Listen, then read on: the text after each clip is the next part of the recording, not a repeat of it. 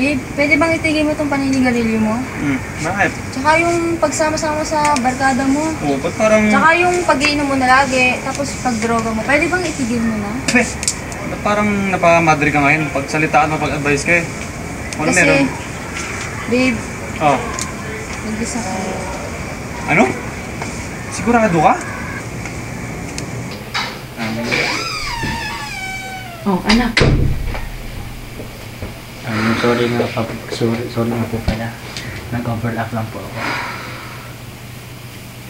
Well, anak, alam kong medyo sariwa pa yung isip mo, okay? Pero sa panahon ngayon, kailangan maging practical tayo. Alam mo naman ang mami mo, from the start, naging practical na.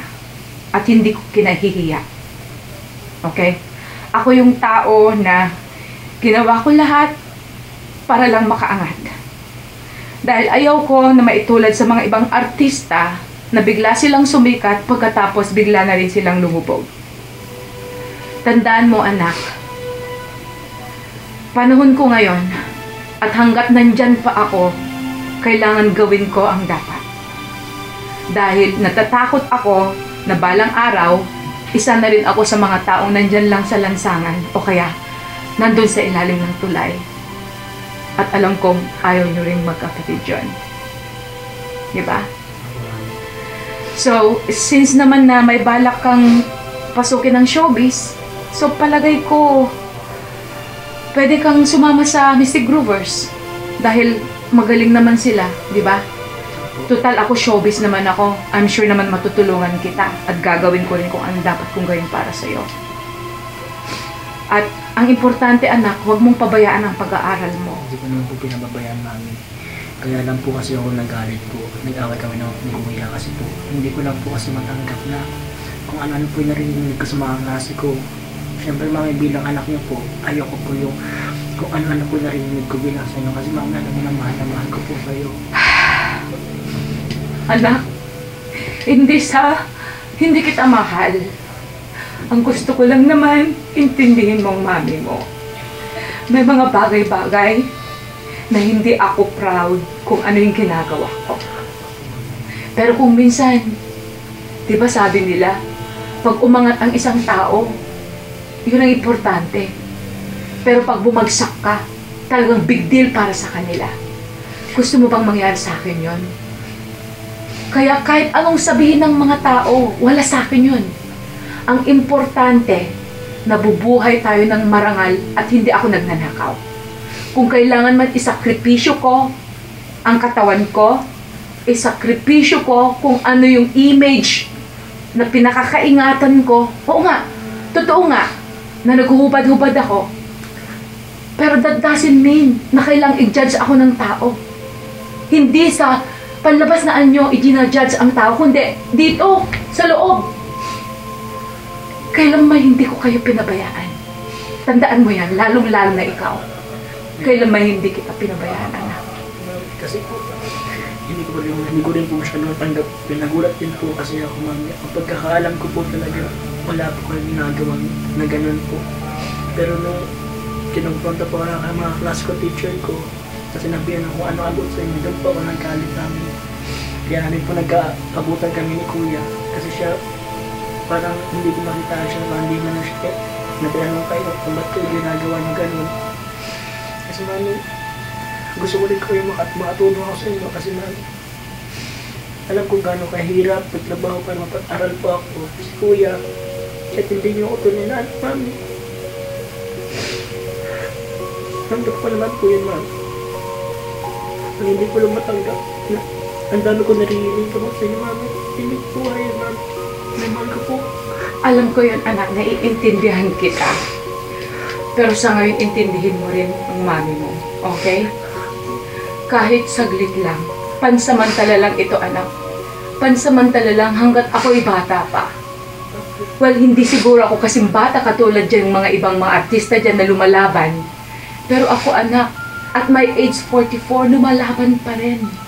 Dahil ayaw ko na balang araw, bigla na lang akong lumubog. At paano naman tayo?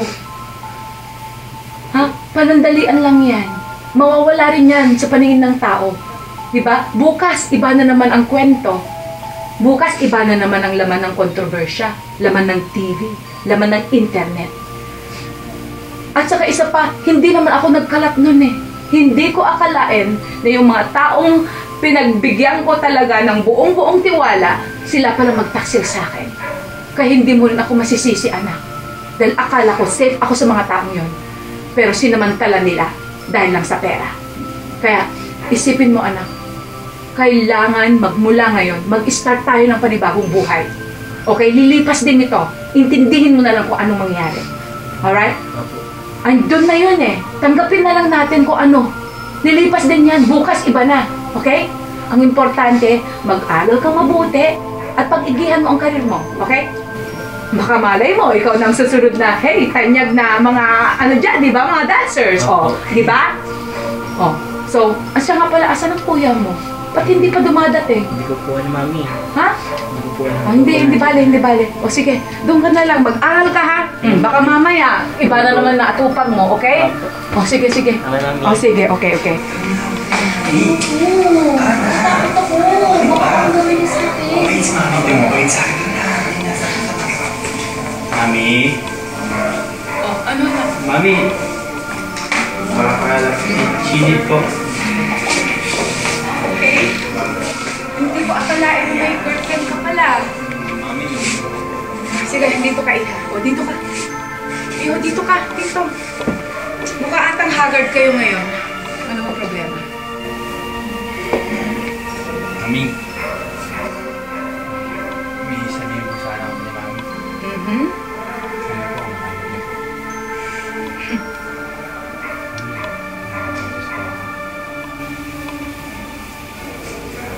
Buntis? Opo. Mami, sana po matanggap niyo. Tama na nga sinasabi ko eh. Bata-bata mo pa. Ilang taon ka na? Ha? Mami, 18 po. 18. Ilang taon siya? 17 po. 17. Anong magagawa ng isang 18 years old na walang trabaho sa isang 17 years old na wala ring trabaho? Hindi niyo na ba inisip yun? Ha? Hindi niyo na ba naisip yun? Eto nga, may problema pa ako. Ang dami akong problema sa buhay ko. Pagkatapos tinagdagan niyo pa. Mami, sorry po. Di ba sabi ko sa'yo mag-iingat ka? Mami. Panagutan mo yan. Panagutan mo. Pero hindi sa pamamagitan ko. Magmula ngayon, maghanap ka ng trabaho. Magmula ngayon, isipin mo kung paano iangatin ang buhay niyo. Hindi na lang puro mami. Naintindihan mo? Okay, Mami. Kung kinakailangan mag-gasoline boy o mag-macho dancer, gawin mo. Opo. Naintindihan mo ba? Naintindihan mo po. Dahil magmula ngayon, anak, kailangan matuto ka na rin para sa sarili mo, lalong-lalong magkakaroon na kayo ng anak. Naintindihan mo? Opo. At huwag mo siyang pababayaan. Ha? Tandaan niyo to. Magmula ngayon, you have to be responsible of yourselves. Dahil ako, bata rin ako nagkaroon ng anak. Pero anong nangyari? Ha? Hindi baling mag-split ako kung kinakailangan tumalon ako kung saan o kaya tumulay sa alambre o ano kung kinailangan pang maglakad ako sa bubong. Talagang gawin ko para lang maiangat ko rin ang mga anak ko. Pero tingnan mo, anak, magmula ngayon you have to be responsible. Yes, Mami. Andito lang ako, pero magmula ngayon, kung ano man ang kailangan niyo para mabuhay kayo, kayo na. Naintindihan mo? Opo. Yun ang deal natin. Okay? O, sige. Marami pa akong gagawin sa buhay ko. Ang dami pa akong aayusin. Sige na. Mami, salamat po.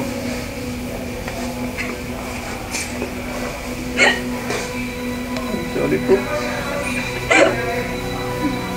Umakit.